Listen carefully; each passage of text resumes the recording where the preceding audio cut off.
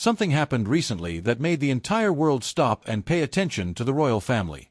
Not because of a scandal. Not because of a headline designed to shock.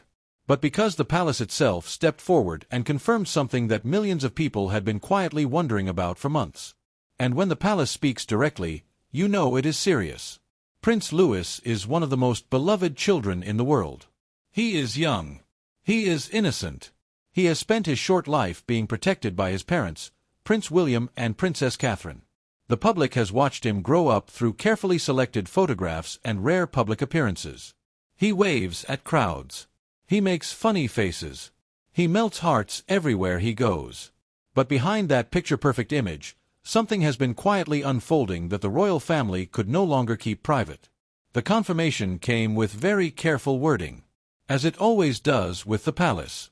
Every single word in an official royal statement is chosen deliberately. Nothing is accidental. Nothing is casual. So when observers and royal analysts began reading between the lines of this particular update, they found something that felt heavier than the surface message suggested. Some reports suggest the careful language used was itself a signal. A signal that this situation carries real emotional and personal weight for the family. What makes this even more striking is the timing. The royal family has been navigating one of the most turbulent periods in its modern history. Between Kate's health journey, William's increasing responsibilities as heir, and the ongoing tensions with other members of the family, the pressure on this household has been immense. And now, in the middle of all of that, comes this update about their youngest son. People who follow the royal family closely know that William and Kate have always put their children first. They have made that clear in interviews, in public statements, and in the choices they have made about raising George, Charlotte, and Louis away from the harshest spotlight. They chose Windsor. They chose local schools. They chose as normal a life as royalty can possibly offer. So for something to break through that protective wall they have built around their family, it had to be significant. The public reaction was immediate. Social media filled within hours. Royal commentators began weighing in. News outlets across the world picked up the story.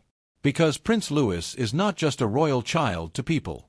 He has become something of a symbol of joy and lightness during very heavy times for this family. His cheeky expressions at the Platinum Jubilee. His candid moments on the Buckingham Palace balcony. People feel connected to him in a way that is rare and genuine. And now, that connection is exactly why this update hit so hard. Because when news touches a child that the world has grown to love, it does not just feel like royal news. It feels personal. What exactly did the palace confirm? And why are so many people reading this update as far more significant than it first appears? When the royal palace releases an official statement, the world listens. But experienced royal watchers will tell you something important. It is never just about what the palace says. It is about what the palace chooses not to say. And in this particular update regarding Prince Louis, the gaps in the official communication are just as revealing as the words themselves. The statement was measured. It was controlled.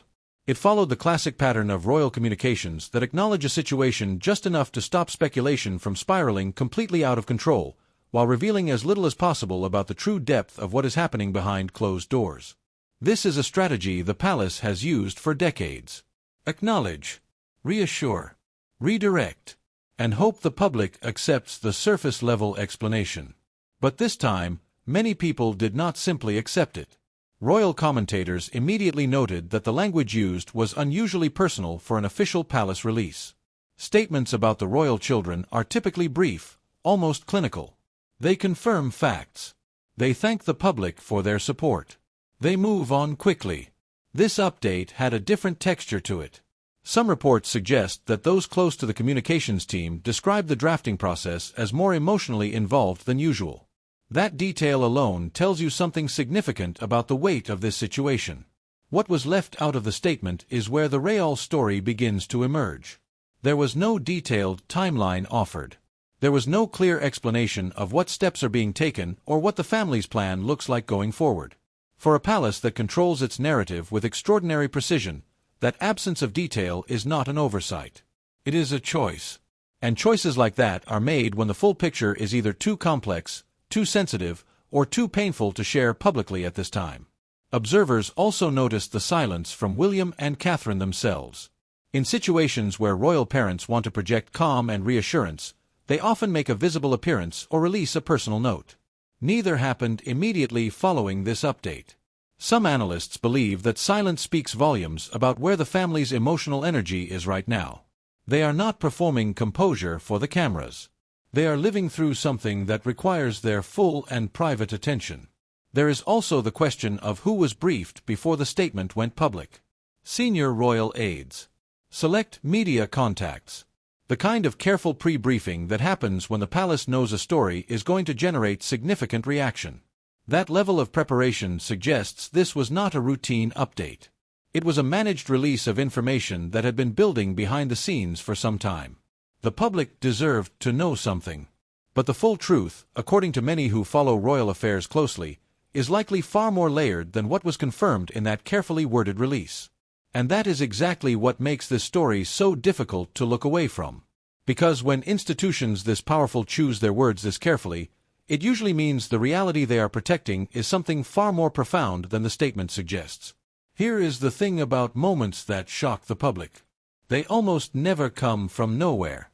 When you go back and look carefully, the signs were usually there. Quiet. Easy to dismiss in isolation. But when you line them up together, the picture they form is impossible to ignore. And with Prince Louis, there were signs that, in hindsight, many royal observers are now looking at very differently. It started with the subtle shifts in how the family managed Louis's public appearances. For a child who had previously appeared at major royal events with visible regularity, there were stretches of time where his presence became notably limited. At the time, most people accepted the simple explanations. Children get tired. Schedules are busy. Privacy is important. All of those things are true.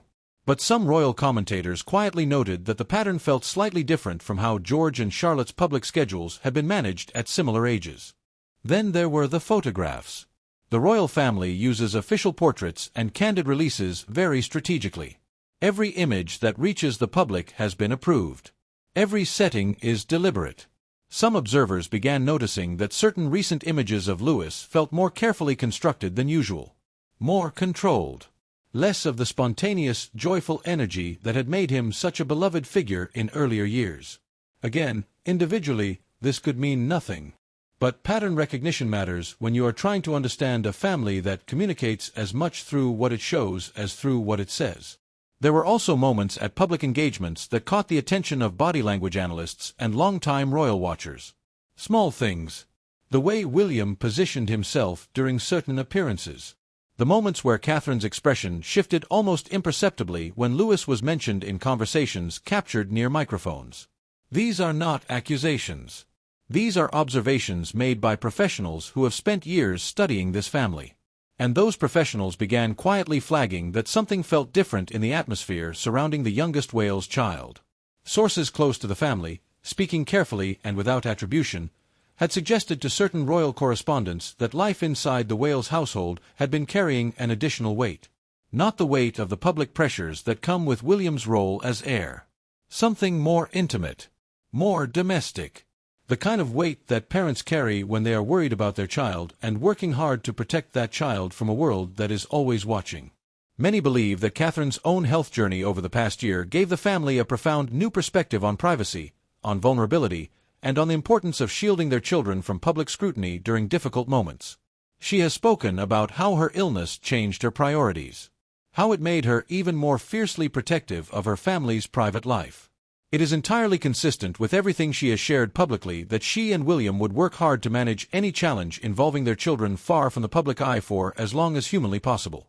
But eventually, things reach a point where silence becomes its own kind of story, where the absence of information generates more anxiety and speculation than a carefully managed truth would. And that is the point the palace appears to have reached with this particular situation involving Louis. The signs were there. Quiet and easy to overlook. But they were there. And now, behind closed doors, two parents are facing something that no amount of royal protocol can make easier. There is a version of William and Catherine that the public sees. Composed. Dignified. Smiling through ceremonies and engagements with the kind of practiced grace that comes from a lifetime of royal training. And then there is the real version.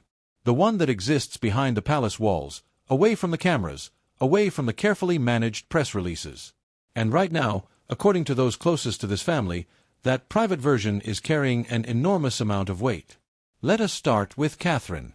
Anyone who has followed her journey over the past year understands that she is not the same person she was before her illness. That is not a criticism. It is simply the truth of what serious illness does to a human being. It changes your relationship with fear. It changes your relationship with control. It forces you to confront how fragile life is in ways that most people spend their entire lives successfully avoiding.